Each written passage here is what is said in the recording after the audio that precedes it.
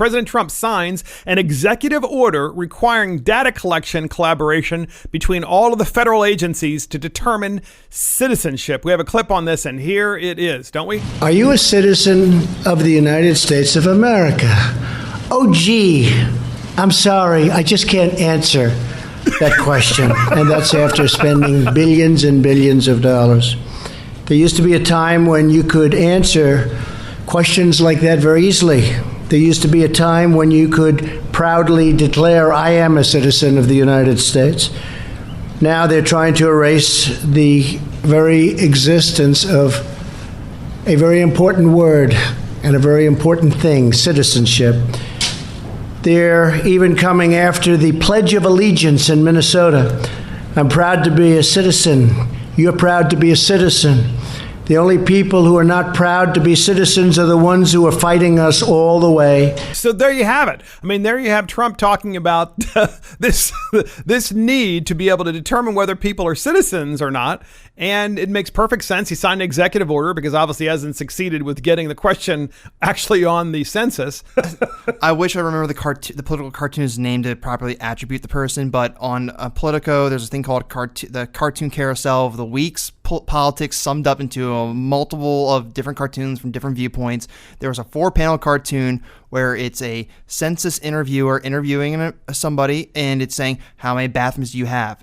How many people live in the house? How many cars you have? And it's like, are you a citizen? And the guy goes, that's intrusive. And it's like, wait, me asking you about how many people live in your house, how many cars you have, what kind of cars, and how many, like, it's like, okay.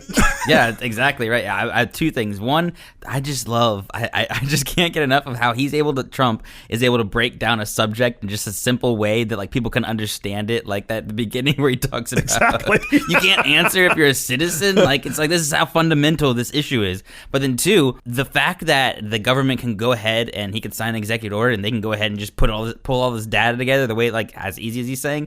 That's why I know people that are like, I'm not answering census questions. Like I know it's breaking the law, but I'm not going to do that. Why do I need to answer questions when government, big government has all that data already, which is kind of creepy. That's so scary. That was the first thing I thought when he said that. I was like, well, they're getting it from Google. We don't even need you to actually fill out the census forms. Yeah, that's what I wanted to say about this. On one hand, that's kind of why I like the census being as imperfect as it is, and like them just going and kind of estimating. So we asked like 100 people, and we'll extrapolate that to the rest of the population. Because I don't want the government knowing everything about me and having all this info on my house and then just saying, oh, well, we don't need your text messages and know who's a citizen. We have it anyway. We'll just ask the NSA. That's terrifying. Yeah. So this fight comes to me like everyone getting upset about the U.S. Are you a U.S. citizen question. It comes down to my opinion from everything else that's been happening for the past few months of this even going on is that it comes down to, I think, Democrat states are worried about losing federal funding and votes per district. Of course. Because if they can't count the undocumented immigrant population, illegal aliens, guess what?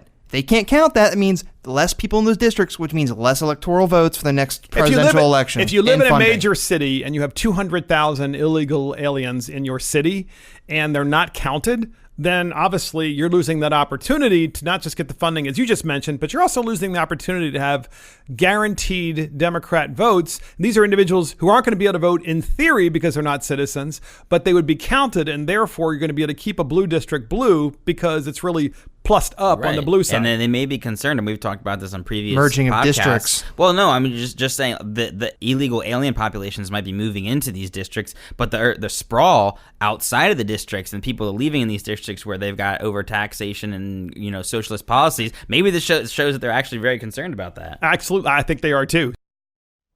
Hey everybody, this is Mark Fisher with Mark and the Millennials. Don't forget to like this video and subscribe to our channel.